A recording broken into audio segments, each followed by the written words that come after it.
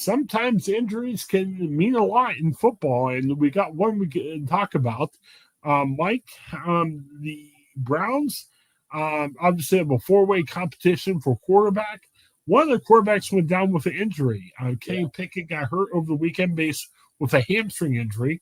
All we hear is he's going to miss some time. Now, is some time morning practice, or is it a week, 2 weeks, 3 weeks? We don't know yet. Yeah. But, Mike, you got to think, in a four-man competition, any injuries could be really harmful for your chances of starting, I would think. Right. And I think the big thing for this, because we know, I'd be stunned if the Browns are in the AFC North Division race for the title this year. I think we all know it's a major rebuilding year for them. And I think this gives them a chance to take a look. Flacco will get more reps in practice now. I think he'll be the opening day starter.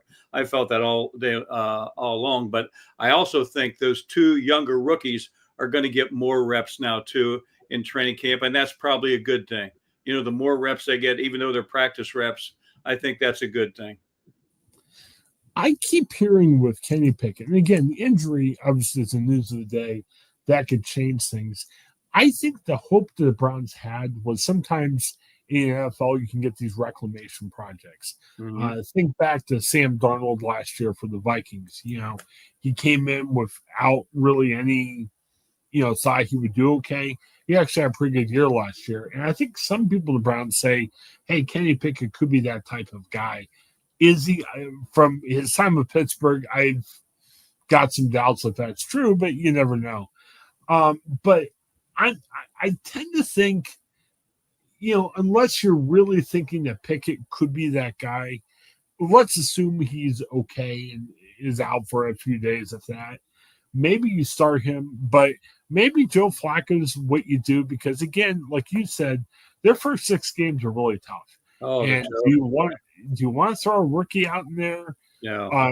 Maybe the thought with hopes of starting Pickett is maybe you've got a guy isn't a rookie but a young guy. You see how he does. I would think with their schedule, it's got to be, if not Pickett, Flacco to start out the year. I agree. I totally agree with that. And I think that's been the kind of the master plan all along, that Flacco would – you read all these things. Oh, so-and-so, the rookie's doing great, and he's got – no, that's not going to happen this year unless they would have a slew of injuries and they would be pressed into doing something like that. But that's the worst thing you could do with rookie quarterbacks, is especially – if you have an established team and you have a rookie quarterback, that's one thing. When you have a team in a major rebuilding cycle, that's a whole nother. You don't want to throw that poor guy to the wolves because, you want to bring these guys along slowly and do it the right way. So I think it's going to be Flacco all the way. And then we'll see, what happens with Pickett. I kind of thought he would be trade bait for a team that may lose a backup quarterback in training camp, and they might overpay a little bit for the Browns to get a backup. But now with this injury to him, that all bets are off with that. So it's going to be interesting to see how this all plays out when we get to September in the opener. I saw some talk, and this might have even been before Pickett's injury. I guess to put all this in perspective, NFL teams, when you make a significant investment in one guy, you start to hear, okay, this is your guy, this is where you're going to start. The Browns haven't made any significant investments in any of their 4 quarterbacks. No. I know each of the 4 quarterbacks you can say a couple good things about each of the quarterbacks. I mean, Pickett was a backup on a Super Bowl team last year. Flacco's had a track record. And Schefter, Sanders, and Dylan Gabriel are both guys that we've talked about a lot up the draft process. But the Browns, I mean, you even think about Dylan Gabriel, they only spent a 3rd-round draft pick on him. And that's not guaranteed starter. Like if they drafted one of these guys in the 1st round, you essentially say, okay, they got to start him. Or if you pay a lot of money to a free agent quarterback, they haven't done that to anybody. Right. So, like you said, it might be a lost year already because they're not expected to do much. See who you've got. Start your veteran in the first 6 tough games. Yeah. Assuming you're 1-5 or 0-6 or 2-4, maybe as the year goes on, you can go to younger guy and see how they do as the season rolls on. And unless you really can say either Pickett or Sanders or Gabriel, we think that there could be the next guy, you've got the draft coming up next year. I mean, I think that's what really comes down to. Yeah. Here's if you think about the long game, if the Browns are thinking long game and next year's draft where they have, probably have a real high draft pick, who knows, maybe the number one draft pick again. Plus, they've got another number one they could package. If they weren't number one, they could package those and probably get up to be the number one, make the number one selector, and then you could go after a guy like Arch Manning. But then now you've got two rookie quarterbacks who, depending on if they play much this year, that you really maybe don't know what you've got yet, and then you go and draft another rookie quarterback. So I don't know. It's interesting to see how this season will shake out for them, and if any of these younger guys get a chance to play this season, at least maybe we'll find out a little bit. Although, again, I like I said before, I hate to throw them to the wolves because this is a team that, in my opinion, that's not ready to win at the highest level. They're in rebuilding mode, whether they tell you that or not. And I've followed the Browns for a long, long time. And I wish, I'm a big Browns fan. I wish I could say, oh, they're going to be right. But when I look at the AFC North, I'd say they're definitely the fourth place team in the AFC North. So, and talent wise, that I think I saw, and I may have told you this before, Chris, I think I saw some national magazine said of the 30 NFL teams, they are the 29th least talented team in the league. And I tend to believe that. It's like, so, there's a lot of work to be done in a lot of different areas for that organization. It was interesting. They were saying last week, Pickett got a lot of first team snaps. So Bill Musgrave, the new offense coordinator, was like, hey, he's been stellar so far. Yeah. So you kind of think maybe they're trying to push for Pickett. And again, the injury sheds a big cloud and everything. The other thing, I know for my regular job, we're covering this a lot because it's a former Ohio State Buckeye. Quinshon Judkins, Stefanski kind of came out and said, he shared his disappointment. He said they're still trying to gather information on what happened with Judkins. Again, you got to wait for the legal process to come out. Yeah, and after the legal process, the NFL is going to make a say because it's going to get terrible. So. And that's a big blow for them because I think he was going to be a big part of taking some of the pressure off the quarterbacks. I think, they were looking to have some balance there, and he could have given them an improved running game. Now we don't even know when he's going to be back this season, if he's going to be back this season. So, I have to see, like you said, how it plays out. And then the NFL is going to step in, and I'm sure they're going to do something. And plus, now he's lost training camp too. So, I just don't know how that's going to play out for this season.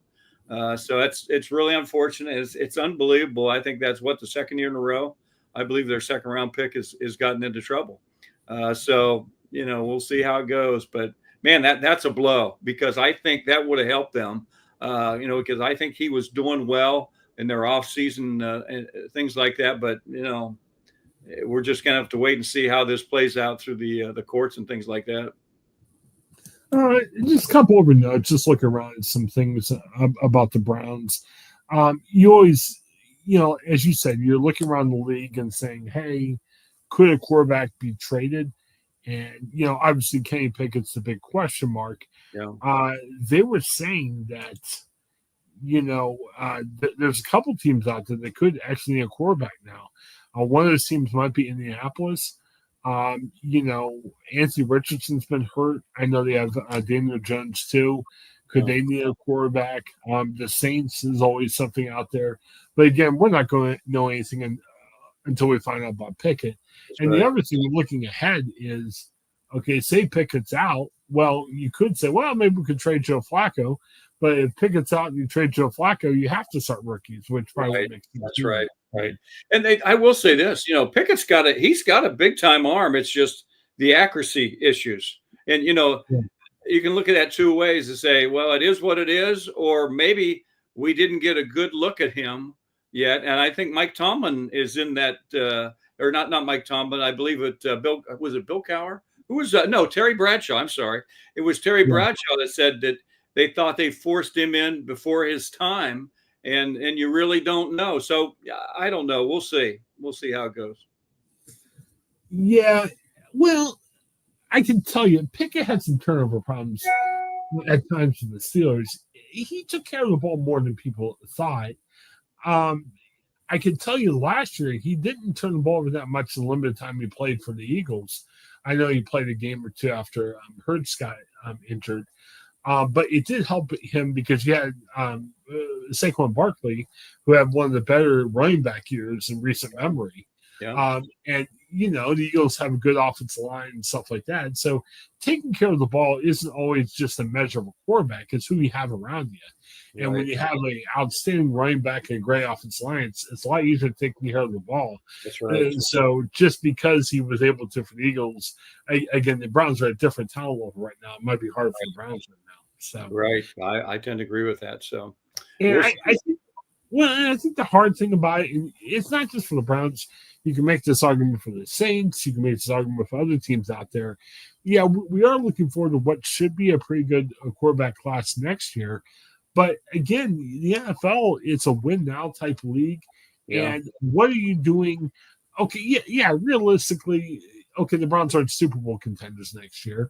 And I think it's smart to the Browns play like that. But you've got to try to get some wins, even if it's not in the football field. Have guys develop, and what are the Browns doing to help make sure they're able to do that? Right. I think that's why his quarterback decisions is an important one. Maybe there's probably not a quarterback on your team that leads to the playoffs, but how do you have a quarterback that can help other people develop? Yeah. We talked about some of the young defensive guys. Well, if you have a quarterback that even if they don't score a lot of points, they can keep the defense off the field and refreshed. That can help the defenders too. So I don't know, having a quarterback that knows what they're doing or a quarterback that's showing some promise, that could really help the whole team all throughout the team. Yeah. The other problem with the Browns situation and their quarterbacks is their receiving room, in my opinion, is not very good. Right. They have Jerry Jeudy, who's very good. And then there's quite a drop off, in my opinion, after that. So, that's where when you have veteran guys who know how to break off patterns, if you see the protection breaking down and the quarterback can dump it off, or you have rookies who don't know how to do that or learning how to do that, that makes it even tougher for a quarterback. So I don't know. We'll see. They like Cedric Tillman. Cedric had some really good games last year. He had some drop issues too. Yeah, and he had some games where he just didn't catch that much at all. Yeah. And I kind of wonder, I think there's some problems with him, but you got to think the Browns are down so often last year. And you had Jameis Winston, which was a fun quarterback to watch, but Jameis liked to throw it a lot of times. I don't think the Browns want to do that this year. Now, they may have to if they get behind in games. Yeah. But, Tillman still is a question mark. I think there's some games where he looked okay, but to your point, there's a drop-off. And Tillman might be a good number 2 guy, but you don't know that for certain yet. Right. And the other thing, you look how high the Browns have picked in the draft over the last 3-4 years, and I'm not seeing that kind of talent. I think they've missed on a lot. The draft is your lifeline, and if you screw it up, you get what you get. And take a good look at what they have right now.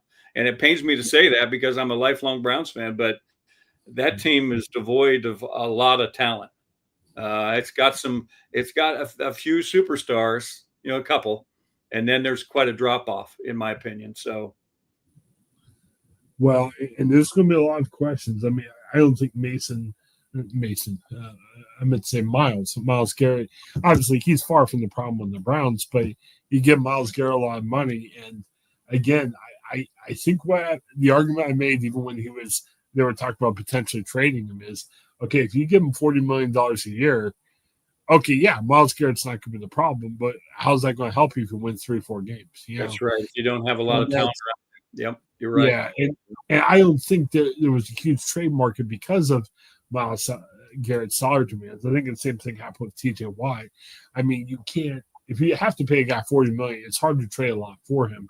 But still, I think the Browns are in a rock and hard place with a lot of different things. So, again, don't expect that much for the Browns. But again, if you're a Browns fan, what do you want to see from this year? I mean, is there hope of saying, hey, this could be a quarterback? Or how do you sit there and say, hey, we've got guys who are developing where, they made the argument last year, Jerry Jeudy developed. We could say he's a good receiver now. How can they have 4 or 5 guys from this year that even if you win 3 games again, you could sit there and say, wow, these are really developing guys. And again, I can't even say about Cedric Tillman Could he develop to be that guy next year? That's, I guess, my question for the audience out there is leave in a comment who's the guy you think could be that developer. I mean, maybe it's Mason Graham, the defensive lineman. Who's that guy that can really step out for the Browns? Yeah, I do think they're positioned well at the tight end with who they drafted, and obviously with David Njoku coming back. I think they're going to have a lot of check down. They got a lot of dump off possibilities there. Two big time tight ends and one, in my opinion, one good wide receiver. So yeah, you may see a lot of check downs this year, those tight ends. Yep, and listen what you think. We think about the Browns. Again, probably not a lot of wins, but how could they develop those young guys? And as Mike said, tight ends could help an offense out. Who's that guy that can shine for the Browns even if they have a tough year this year? Let us know in the comments. Thanks, as always. Give us a like. It's very easy. All you got to do is click that button and subscribe to our podcast. A lot of different content every day. Have a great day, everybody.